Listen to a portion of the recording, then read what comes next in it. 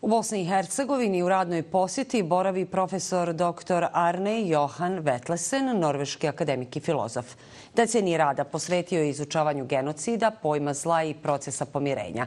Autor je 30 knjiga i 100 naučnih radova. Na prijedlog Instituta za istraživanje zločina protiv čovječnosti i međunarodnog prava, Univerzitet u Sarajevu mu je 2015. godine dodijelio nagradu za mir i progres. Za kanal govori o genocidu u Srebrenici i problemu negiranja genocida, kao i o rezoluciji koja će se u četvrtak naći pred Generalnom skupštinom Ujedinjenih naroda.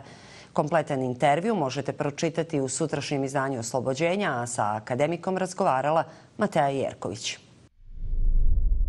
I've been working on genocide for many years, also before these things happened in the 90s in Bosnia.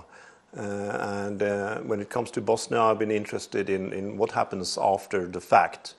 So, of course, we have this problem that there is widespread denial that, say, Srebrenica ever happened, and that denial is part of the crime. It is also, say, designed into the crime and prepared for beforehand. And then I have been interested in pain and how people deal with pain. Of course, there is the pain of the victims, and how should they communicate their pain? Will the community tolerate that they, after many years, still feel this pain? Where should I sort of turn with this? And then there is this prospect of reconciliation. And I think that in Bosnia, a major problem is that there is not one narrative about what happened in the 90s. For example, pupils in the school, they have 3 separate narratives about what happened.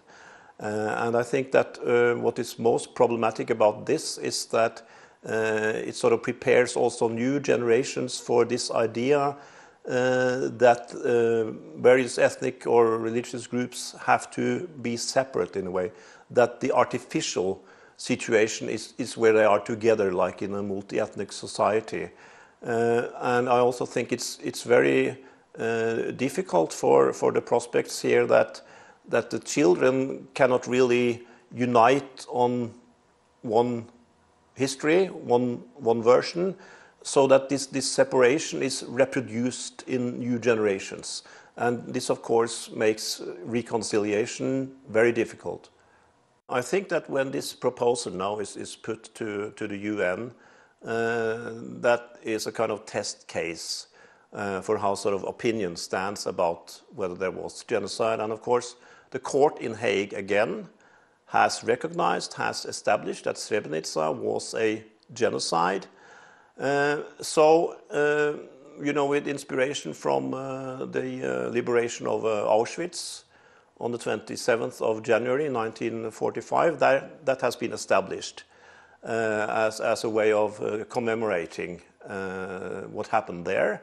So I think it would be very important if this proposal now, genocide in Bosnia, were to be accepted. But as you indicate, we must expect opposition of this, not only in Serbia, but also their current allies, such as Russia, Hungary, Belarus, perhaps China, North Korea, those kinds of countries.